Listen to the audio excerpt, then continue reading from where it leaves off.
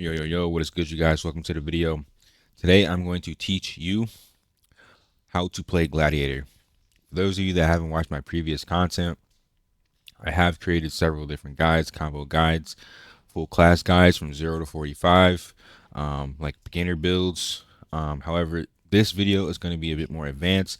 This is for, I'm somewhat near what I believe to be soft cap. Soft cap has to be for a free-to-play player, somewhere between like 2100 and 2500 combat power. This is really when in game truly starts. So this is a in game build for Gladiator. Okay, I am full unique, a combination of PvP gear and PvE gear. I'm trying to level my gear as effective for PvX because building for PvE is crafting, and crafting is not viable if you want to PvP. So I know there's been some people asking for a PvE build, and I know people are asking for my PvP build. This is going to be both. This is going to be what I use in both. This is a PvX build. And I'm going to explain differences in skills for each mode. That way you know kind of really what you're going to overall be looking for. Okay, so let's go ahead and hop into it. All right. I'm going to hide my webcam, that way it does not get into the way of you guys seeing my build. Alright, this is my character, this is my gladiator. Okay, I'm 45, 2130 combat power, and I am completely free to play. This is a free to play guide for gladiator. If you are a swiper, go find another guide. This is for free to play users. However, some of the knowledge will still apply if you are a swiper. However, let's go ahead and start with the gear, and it's going to be a full comprehensive guide for the gear. Okay, so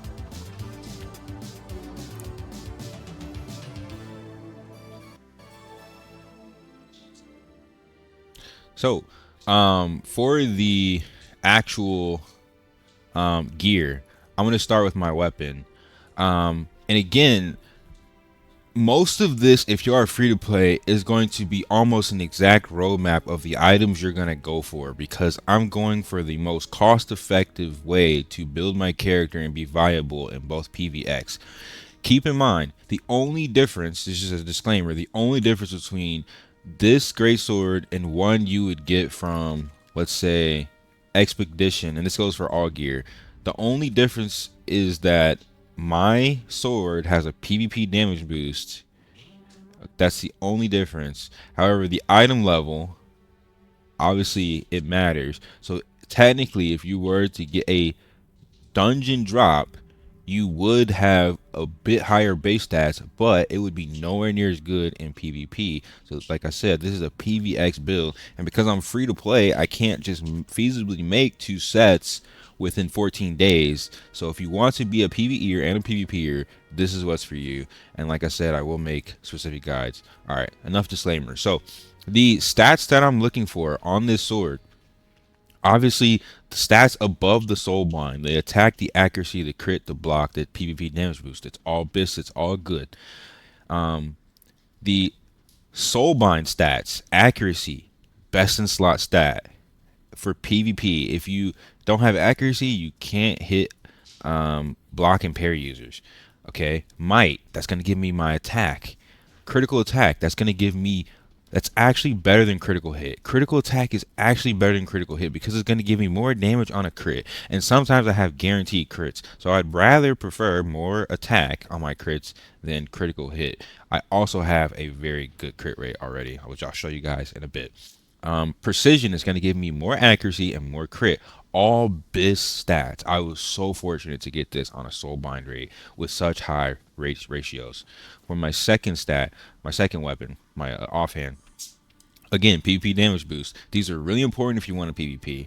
Accuracy, multi-hit chance, which multi-hit chance is going to give me up to four extra hits on using a skill, meaning I use a skill and it's hitting multiple times, at least twice. Okay, extra combat speed, insanely good. I'd be happy with another skill. I'd be happy with might. However, combat speed is still really good. Overhead slam, because I have overhead slam here and in my arcana cards that I'll show you guys, I actually have my overhead slam at level 16, and I can spam it when I knock someone on the ground. I can actually get off 2 to 3 overhead slams. With good ping, it'll probably be consistently 3, like a triple overhead slam into an area when you knock someone on the ground. Nobody's surviving that knockdown combo at high combat speeds. Okay, also pay attention to the mana stones and the stats that I'm going for. I'm not really gonna go that deep into mana stone stats because the same stats that are important for your gear are the same stats that's important for your mana stones. It's all RNG. Okay, so I'm getting willpower, status effect, resistance, HP on my Bakarma helm, which I got from Conquest. Okay, I got this from running the canyon, the Uragugu Canyon. Identify weakness, give me more crit, which is huge. Status effect resist, willpower. These are both stacking status effect resist, and then I'm getting HP. Critical damage, defense, willpower, protection. So I'm getting 2 passives that are really bis, and then I'm getting more defensive stats. This chest piece is so good. The only thing I have to do is re-roll the natural MP on this, and this will be literally bis chest piece. So it's gonna be really hard for me to replace this. So I'm probably just gonna keep it for a while. This is technically, like I said, this is dungeon gear that I'm supplementing because it's so expensive to buy these with PP that I would rather buy my accessories for damage and my weapons for damage. But I do have a couple PP pieces of armor, but like minimal. I didn't want to do chests and legs because they're so expensive. So I'm getting a little bit of defense. I'm getting identify weakness. This dexterity I can probably get rid of. The defense is it's okay. I might end up rerolling these. It really depends. These are all decent stats. They're not bad, so it's not like pressing. But ideally, I would say defense is better for PvE, whereas critical damage resistance is better for PvP. Okay, so here I have the status effect resist, accuracy, crit, attack, preparation. These are literally bis. The only thing is that if I could replace maybe status effect resist with combat power, it'd probably be nice, but it's not really worth re-rolling. And there is a way to re-roll stats, but I'll probably go over that in another video, like for a full gearing guide. I have the noble belt leveled up to unique, but I don't want to really go any higher because it's really expensive. Same thing for the amulet. Keep in mind, I am only using the PvP amulet at the moment. It's really expensive to level up an amulet, and I'm not 100% sure that's worth leveling up to. Maybe if you have the blue PvE amulet, I would use that, but I ended up getting rid of mine by mistake.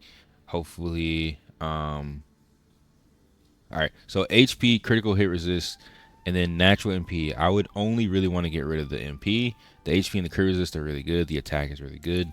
I'm getting 3 skills here and crit here. Okay. Obviously, it's always better to have more skill levels, but base stats are really important too. So for this one, I could probably get a skill here or a skill here or more damage stats. Okay, but HP and crit hit resist are definitely not bad. Okay, critical hit resist, evasion, crit hit, intelligence. The intelligence is very important on your accessories because it's hard to stack this. So if you can get intelligence, then that means your CCs are guaranteed going to land. Stacking a little bit of intelligence, a good amount of willpower, and a lot of might and a lot of crit is really important for Glad. Okay, I'm getting more evasion. Notice I'm getting evasion from my mana stones. I'm getting evasion from my gear. It's really important because people that don't stack enough accuracy will literally not even hit me, and if they do, maybe I'll parry. Most of the time I'll parry or block. I'm getting arrow snare, ankle slice, leaping stem. It's really important that you get skills on your rings. You see I have another overhead slam here, so I have overhead slam here. I have overhead slam here, so I have +2 overhead slam. That's how I'm able to get +16 overhead slam. It's really important that you get your best in slot skills on your rings. That way it's easier for you to hit +16 on some of your favorite skills, and then eventually maybe +20 with arcana. More critical hit, I can't do anything. I can't re-roll this. I can't do anything. This is just a quest bracelet. I think you have to craft bracelets, so I'm probably going to be sitting on these bracelets just for a while because it's really hard, and it's not fully worth it for me to be crafting right now. So obviously I'm using the PvP damage tolerance runes for PvP, but for PvE, I'm using the PvE damage tolerance runes. Really important that you set up presets, and like I said, if you still have your PvE amulet, you definitely want to use that with PvE runes for PvE. Okay, that is my gear, you guys. Those are the stats that I went for mostly. You see a lot of defensive stats, and here are my actual overall stats. You see, I'm mostly stacking might and precision because precision is going to give me accuracy and crit, and might's going to give me overall attack. Hitting over 2k attack is really important. It gives you a huge damage boost. Getting close to 10k defense is really important. My accuracy is really good. 400 accuracy is very good, I think, for my current combat power. So I'm very strong at this combat power. This allows me to fight almost everybody. Getting over 1,000 crit is key. I believe 1,000 crit equals around 50% crit rate, and that is max. However, if someone has critical hit resistance, then that's when the extra crit comes in. So technically, if you're min-maxing for just PvE, you probably don't want to go past 1,000, but for PvP, it is somewhat useful to have over 1,200. And I'm sure that some of these mobs also have some critical hit resist, so it is still good to have some buffer. I'm just not 100% sure where the diminishing returns is yet, but I will update you guys when I figure that out. Critical hit resistance, obviously resisting crits is important for all sorts of gameplay, but mostly for PvP. HP, stacking HP is always nice. Getting to 20k HP is really nice. My combat speed base 20%, so when I'm using a scroll, I get the 30% combat speed. 5 to 10% combat speed on this class is actually huge. I actually noticed a huge difference in my animations, and that's with 130 ping. So imagine, 50 combat speed on 20 ping. Like, it's huge the amount more skills that you can press in a combo with good combat speed. And then movement speed is also just an honorable mention. All right, so you can see the blue stats, but I also want you guys to pay very close attention to the legendary stats. Getting critical hit from the Pantheon is really good. Getting attack from the Pantheon is really good. Movement speed and block is mostly coming again from my Pantheon or from the space stat. Okay, I'm getting time as well for the combat speed, so I'm getting a little bit of extra combat speed here because I don't really have a lot from my gear. So you can supplement with Pantheon the stats that you don't get for your gear. This is all about min-maxing and balancing your stats, utilizing everything in the build. Okay, so I'm just going to quickly highlight these other. Accuracy and evasion is really best for PvP. This is mostly for PvP. For PvE, freedom is not really a good stat, but for PvP it is really good. And then obviously always having more defense is always very good. So before I go over the next section, I just want to show you guys really quickly, because I left this out of the next video, how important your Pantheon is and farming the Nightmare Dungeon so you can get more Pantheon, and farming, just in general, the Pantheon displays. So I'm getting all of these effects for owning these current Pantheon artifacts. I have a 12-12-12 statue Transcendent that's giving me a lot of good stats. But yeah, I just wanted to do an honorable mention, that way you guys can really see the owned effects that I'm getting from my Pantheon. It's really important that you focus. I would say best in slot Pantheon stats to look for is death, critical hit, okay, for PvP, freedom, and then in general combat speed is insanely good. And then space isn't mostly PvP. Okay. All right. So that's my Pantheon. There's my gear. Those are my stats. All right. What's next? My skills. All right. My masteries and my skills. You can see that I have most of my skills plus 12. I don't want to go past plus 12 on any skill really, other than Ruinous Blow, unless I can get it to plus 16. So you'll see I have Overhead Slam at plus 16, but all the rest I have at 12. And I'm doing this mostly because these passives are active on every skill, every combo, but these active skills are more specific to the combo. So I would rather have a bit more passives if I can't get these skills to plus 16. But I would say your main DPS skill is Ruinous Blow, so you always want to put as much points into this as possible. One of your other main OTG skills in PvP is Overhead Slam, and there's also ways to proc Overhead Slam in PvE.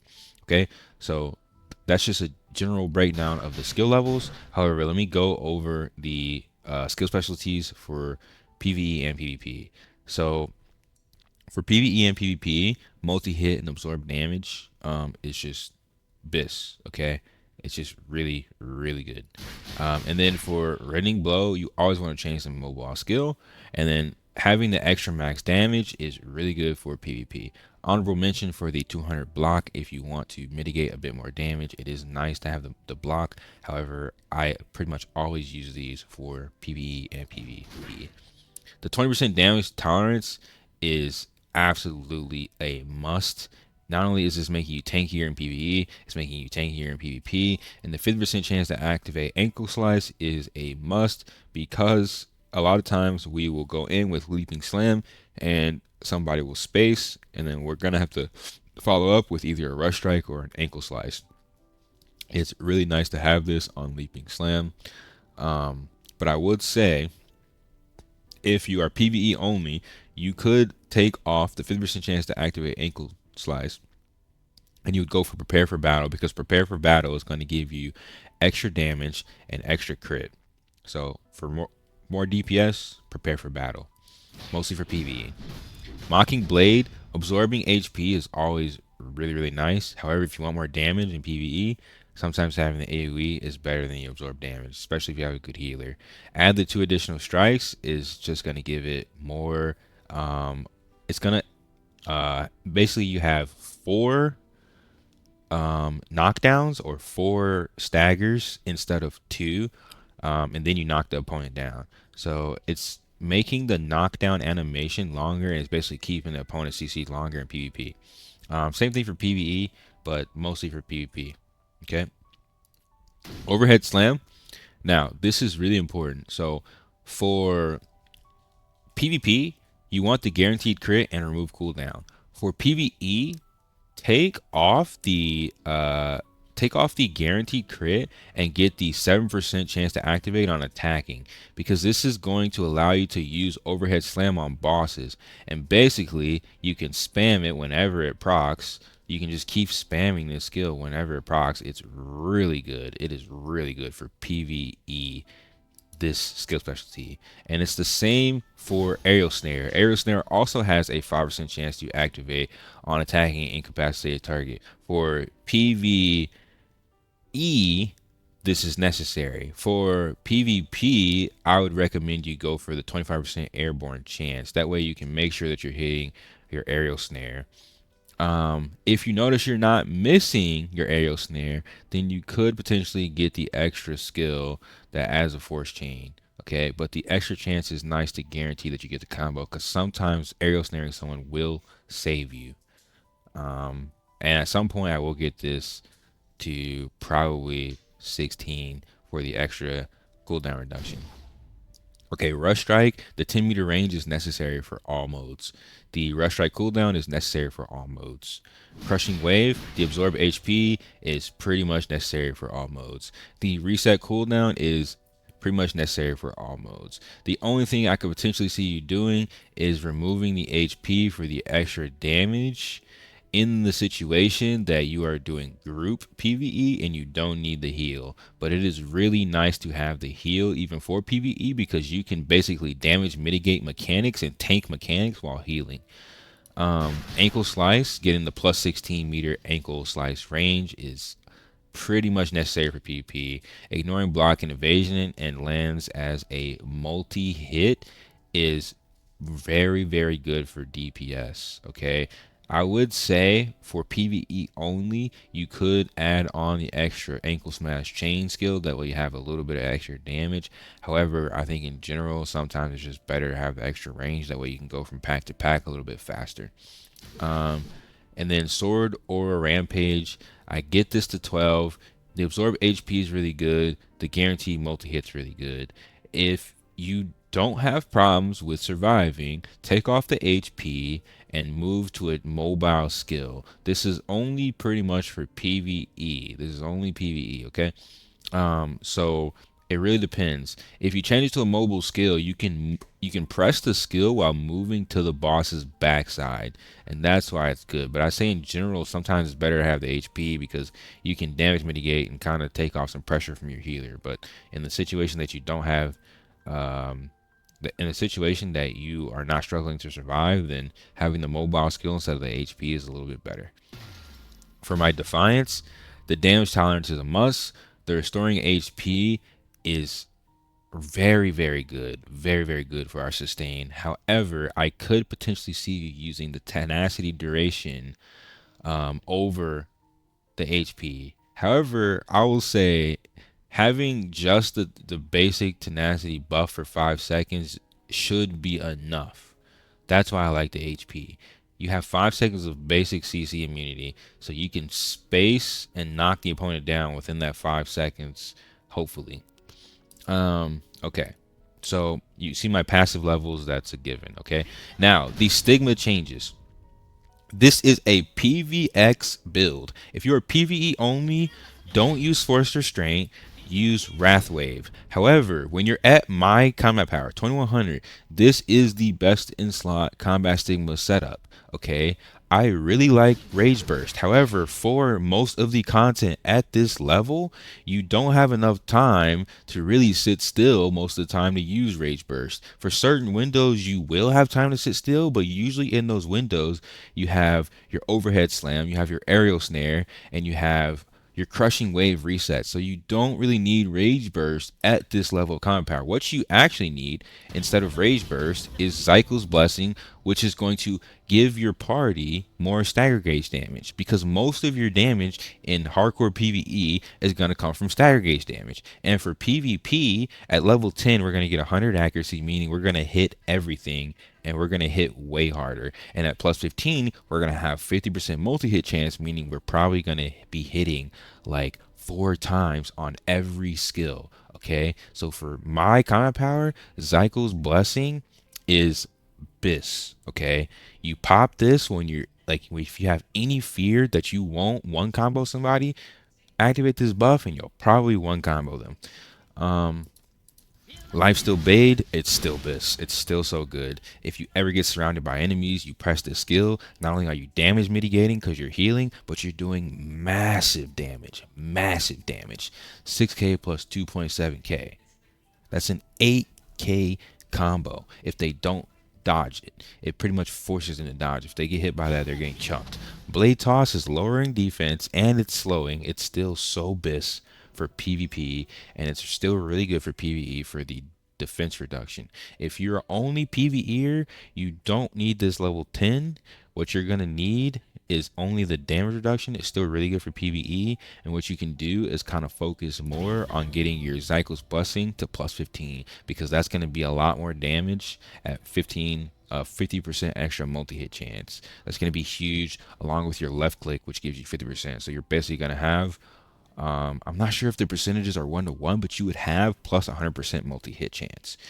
Okay, and then the Forced Restraint, we're going to get a seal and we're going to get a root. The root, like I said, this is a PvX skill. It's mostly good for PvP. It's not bad in PvE. It still does damage. And sealing mobs is still pretty good. Rooting mobs is still pretty good, but this is mostly for PvP. Okay, like I said, if I was PvE only, I would use Wrathwave, and the extra damage is really good. Wrathwave does more damage on a similar cooldown, and it's AoE, and it's a knockdown. So for PvE, it's better. And for group PvP, when you're fighting clumps, or if like people are engaging on your backline, it's typically better to have Wrathwave than it is Forced Restraint. It's just Forced Restraint is so good in the small scale, the 1v1s, the 1v2s, because silencing someone really like makes them completely useless and allows you a little bit more time to get your combos off. Okay, these are my combat statements for PvX. Okay, PvE and PvP. Hopefully you guys like it. You like the skills. Okay. Now, those are my skills. This is my Pantheon. I'm going to show you guys my Daeva board, okay? Now, my Daeva board is literally getting every gold node, almost every blue node. Actually, I think I have literally every blue node because I have 503. I've fully completed every sealed dungeon, every stronghold, okay? So the only way that you guys are really going to be able to copy this is by going to the link in the description. You'll have a full link to my build, and you'll look in the Guardian tree, translate the website with Google Translator, and you'll look at my build on the website, and you should be able to copy all of this. Okay. Keep in mind, just FYI, I basically went for all gold nodes, all blue nodes, and then I prioritized critical hit and attack. And then after I got every critical hit and attack node, then I went for critical hit resist nodes. And then after I got most of the critical hit nodes, I was stacking HP. So priority for Daeva tree is the gold and the blue nodes for your best in slot skills, like Ruinous Blow, Crushing Wave, and then after you get all that, then you're going to start working on every blue skill, and then after you get every blue skill, then you're going to start working on attack and crit, and then after you get every crit and attack node, then you're going to start working on critical hit resistance and HP. That's literally what I went for on every single tree. So if you guys want to copy it 1-to-1, you can, but by the time you get to 503, if you just follow the logic I just told you, you'll probably have a very similar board layout, and you'll be getting the best in slot passive stats. For the PvE, I recommend you go down because going for the PvE damage boost is really important. Boss damage boost is really important. I'm still next to a boss tolerance, which is nice. I'm close to PvE attack, which is nice. I'm close to boss damage tolerance, which is nice. And that's what I will be going for as I get more aerial. And for my PvP, I go down as well because I'm going for PvP damage tolerance. Don't get me wrong, going for the corner PvP damage boost is good. However, for the amount of points we have, it's more effective to go for the PvP damage tolerance and just go down. And I'm also next to PvP accuracy. I'm here for status effect chance. I'm here for status effect chance.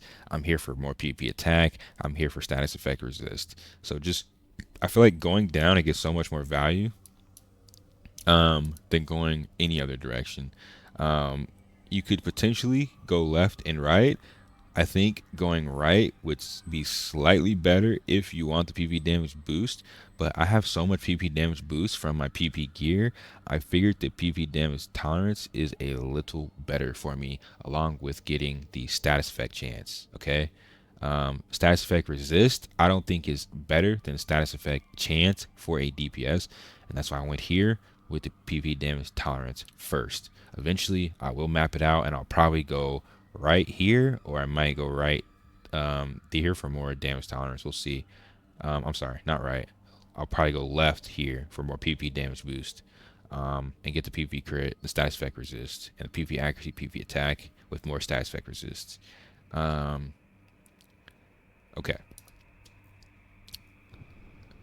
You guys have pretty much seen everything about my build. I will be working on a combo guide. I think this guide is a little bit long enough as it is. It's already almost 30 minutes.